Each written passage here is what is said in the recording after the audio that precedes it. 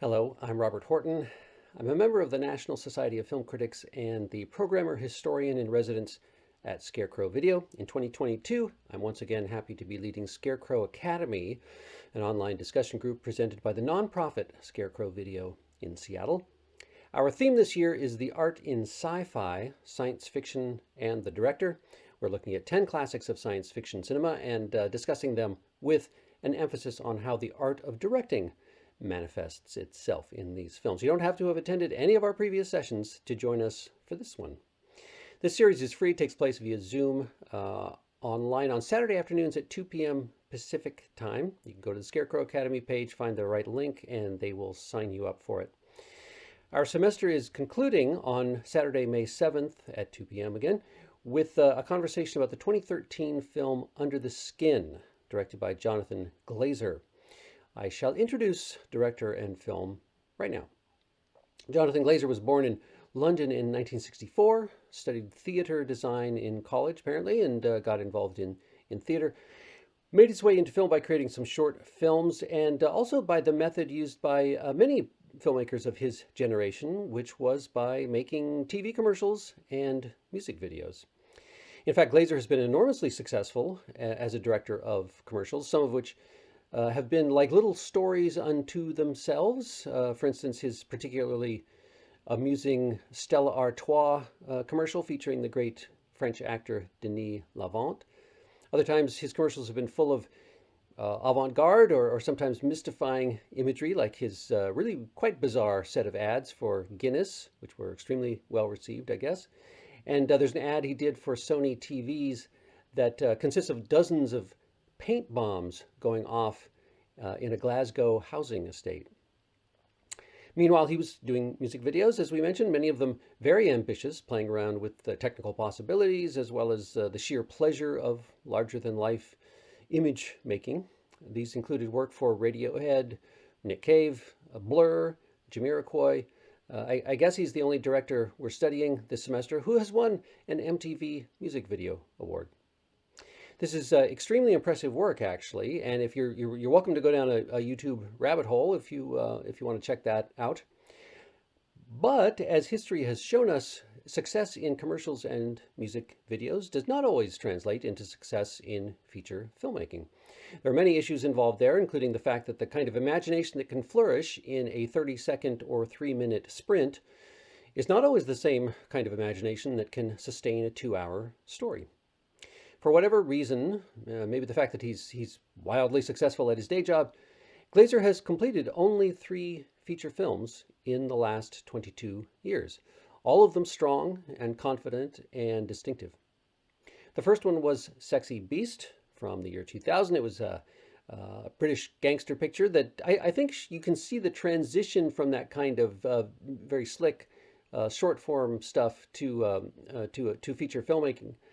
This is a film about surfaces, might be guilty a little bit of starting with images rather than ideas, instead of the other way around maybe, but it's absolutely still a hugely entertaining movie. His second feature was Birth, released in 2004, barely released in 2004, as I recall.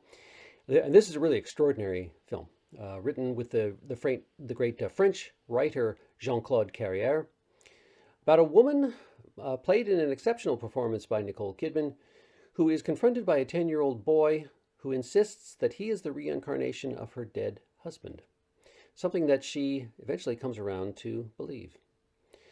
That movie flopped, although it has gained some appreciation since then, it should be said, and in any case, it wasn't until 2013 that Glaser made his third film, the movie that we are talking about this week, Under the Skin. This film is based on a novel by Michel Faber about an alien creature who comes to Scotland and kidnaps humans for sinister purposes.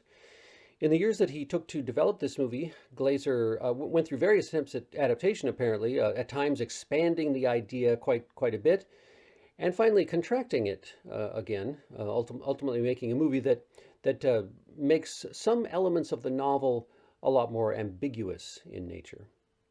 The lead is played by Scarlett Johansson, who is excellent in the film, but many of the other roles are played by non-professional actors. And in certain sections, I think you could tell this even if you didn't know it already, Some scenes were taken with a hidden camera using people who did not know they were in a movie. That creates an interesting tension in the film. On the one hand, you've got Glaser's very, very slick style that he brings from his other work, and on the other, you've got a much rougher quality of improvisation and unpredictability. Like so much science fiction, Under the Skin uses an alien presence to study what it is to be human. And the film can be said to be about many things, about violence, desire, gender, the outsider, certainly.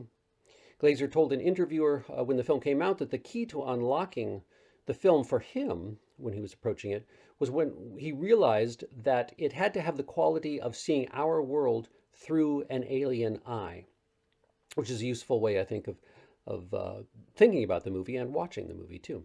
So many sci-fi scenarios are about outsiders or robots or aliens who desire to be human or human-like as much as possible. And that's a very touching theme, and it's one that is very much at play in Under the Skin. That same interview, I think it was for The Guardian, Glaser said, "I'm still obsessed with images, not intellectually, practically. How they sing, how they sink. And I wonder what cinema could have been had it not gone down the word road. But we always want to know what's going on. We hate to not know." Well, in Under the Skin, he allows us not to know everything in the film, and he certainly leans toward images rather than words to create this story. Along with this image making, we're going to talk about the film's rhythm, which I think is key to how it gets under our skin. This is a movie that is content to be unhurried in doling out information and its events, as though the entire film were sort of a casual, dawdling drive around the neighborhood of human society. And we're going to talk about its soundtrack, too, which very much includes the musical score by Mika Levy, the gifted composer who debuted in film with this score. Levy's music is terrifying in its own right, not something you want to listen to with the lights turned off, and perfectly captures the sense of something alien occurring. In fact, the music itself sounds as though it might have originated in another world. This, I think, is a good spot with which to end the first part of our art and sci-fi semester, with a movie that blends the conventions and the sheen of traditional science fiction with something raw and experimental. Good evidence that the art of sci-fi is still alive and thriving. We'll try to delve into these subjects and those that you would like to bring to the table when we gather on Saturday, May 7th, for a conversation about Jonathan Glaser's 2013 film, Under the Skin.